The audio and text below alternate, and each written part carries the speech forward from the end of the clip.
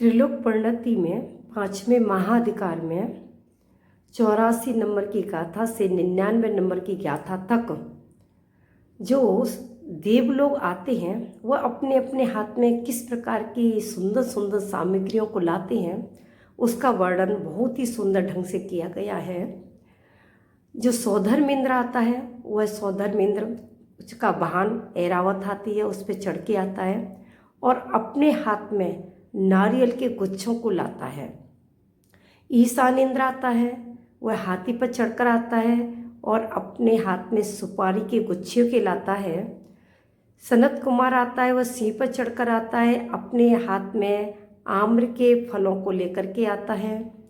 महेंद्रेंद्र आता है, वह घोड़े पर चढ़कर के आता है और केले के गुच्छे लाता है। ब्रह्मेंद्र हंस पे चढ़ के आता है और केतकी पुष्प के फूल लाता है।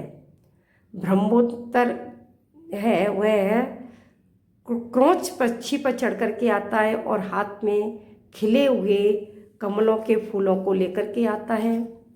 शुक्रेंद्र जो आता है वह चकवे चढ़कर के आता है और अपने हाथ में सेवंती वृक्ष के पुष्पों को लेकर के आता है। महाशुक्र जो इंद्र है वह तोता पे चढ़ के आता है और फूलों की माला लेके आता है।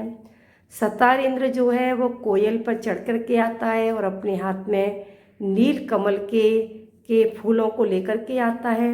आनतेंद्र आता है, वह गरुड़ पक्षी पर चढ़ कर के आता है और पनस के गुच्छे लेकर के आता है।